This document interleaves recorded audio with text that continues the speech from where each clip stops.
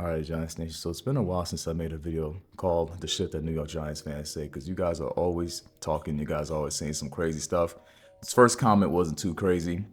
It's one of those things where most people are going to say yes, and basically the panel that had Shady on it. So if you go back to my last video, I broke down Shady's comments about the New York Giants because he really doesn't like Daniel Jones, but he also doesn't like the New York Giants for what they did with Barkley.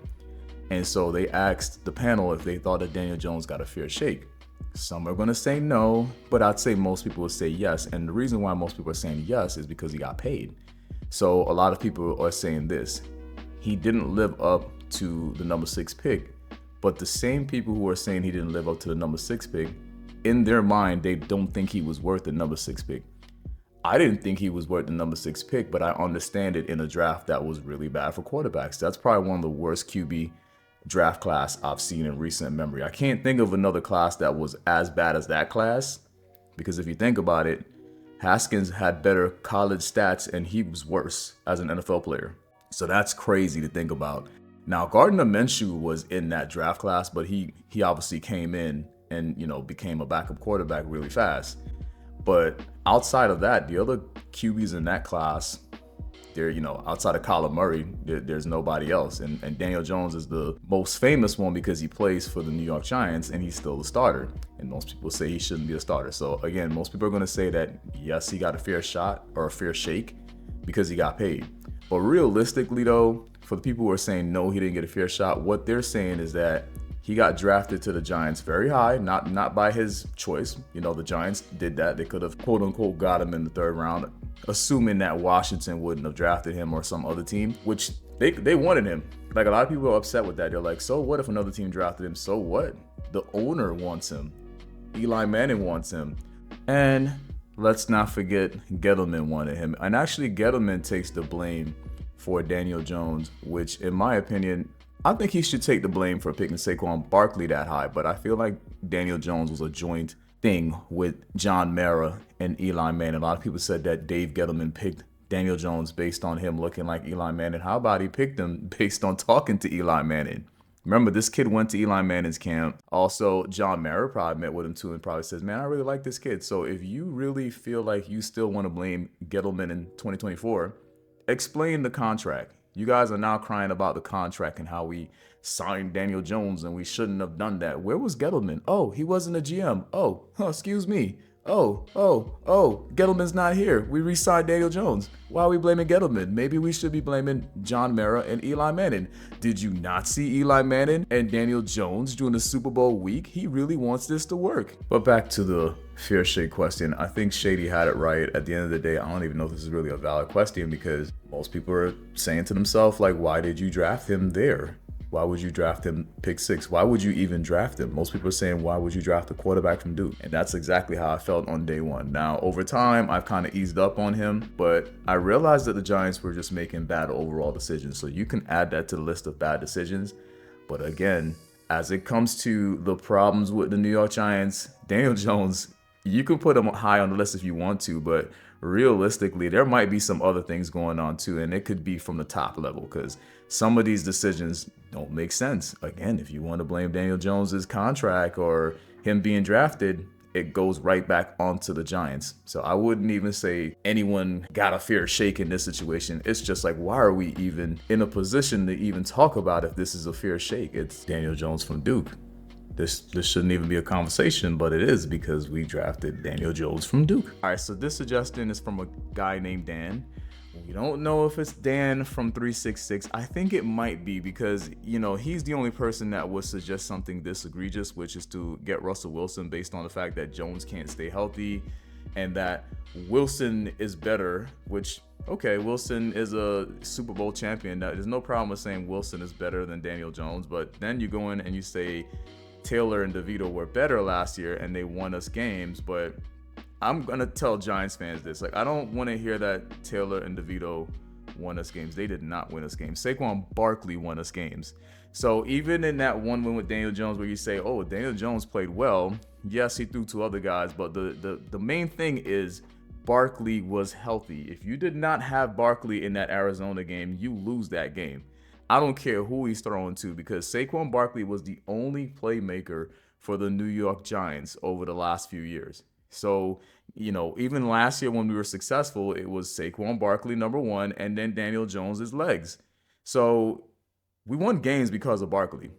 Like, I don't mean to disrespect Taylor and DeVito. They're okay quarterbacks, but we're not going to act like they're so much better than Daniel Jones. They're not better quarterbacks than Daniel Jones. Like, I'm sorry to tell you that.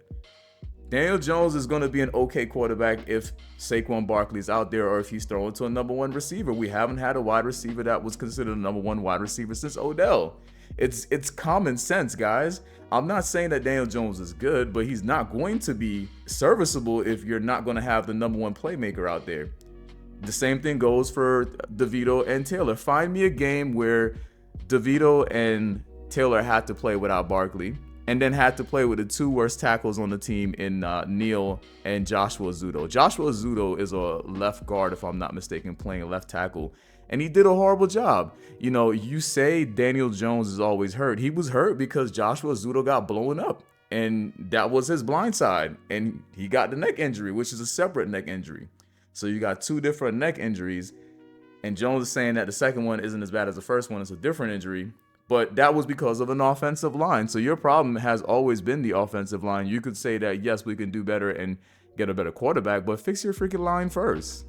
Why do you want to risk Russell Wilson's health for a team that's going nowhere behind a bad line? Fix the line first. Shouldn't be talking about new quarterbacks and you got a bad line. And so, again, Taylor and DeVito benefited from having Barkley there. That is the main thing there. If Barkley doesn't play, and let's just say he got traded or he got hurt again, then you win no more games and you have a top 3 pick. So stop telling me that Tyrod Taylor and DeVito played so much better if they had Barkley next to them. Tell me how they played with Eric Gray and Matt Breida. You can't, because it never happened. And it didn't take me too long to find another comment that was even more egregious, which was that we should go after Baker Mayfield and we should get rid of Jones. Giants Nation, do y'all not understand how contracts work? First of all, the people who say get rid of Jones, you think that Daniel Jones suck, but then in your little mind, you think that we could trade Daniel Jones because you're obviously the only one that thinks that Daniel Jones sucked, which is not true, because obviously there's a good amount of Giants fans that don't like Daniel Jones. So if you know that Daniel Jones isn't a good quarterback, why would another team trade for him? You can't cut him, because if you cut him, $69 million in dead cap. I mean, you can be like Denver, but I don't think the Giants are where some of the fans are with Daniel Jones. Like, they're not like, oh, we need to get rid of Daniel Jones. I don't care what that Jets fan, Rich says. He's a Jets fan. Like, I get that he has a platform and everybody knows who Rich is, and Rich maybe heard it from somebody who's credible. Who knows, right? Because if you're Joe or Dable, you're not going to say it out loud, and you're not going to say it to somebody who's stupid enough to tell Rich. So you can't get rid of Daniel Jones. You're not getting rid of Daniel Jones. If the Giants don't cut Daniel Jones this summer, then the whole Rich story was for no reason. It was literally just high school, rumor shit, which is crazy how, way after high school, you find out that the grown ass people in different industries are still doing that rumor stuff. And he's done with Daniel Jones. If you're done with him, cut him. Eat the $69 million dead cap. You're done with him, right? So you want to get rid of Daniel Jones and get Baker Mayfield. Baker Mayfield is not good, guys. If you think Daniel Jones is not good, Baker Mayfield is on the same level. You could say he's slightly better than Jones. That's fine. He was a number 1 draft pick, but he's not good. I don't care if he went to the Pro Bowl. He's not good. That's a popularity contest. And Baker threw to 2 really good wide receivers. If you put those wide receivers on the New York Giants, Daniel Jones is going to score more touchdowns. He doesn't have a choice. They're good. You just throw the ball in their direction. Wan'Dell's not anywhere near Godwin and Mike Evans. Same with Hyatt. They're nowhere near. It's a different caliber wide receiver. So taking Baker Mayfield away from those wide receivers and putting him on the Giants isn't going to generate the results that you think it's going to generate.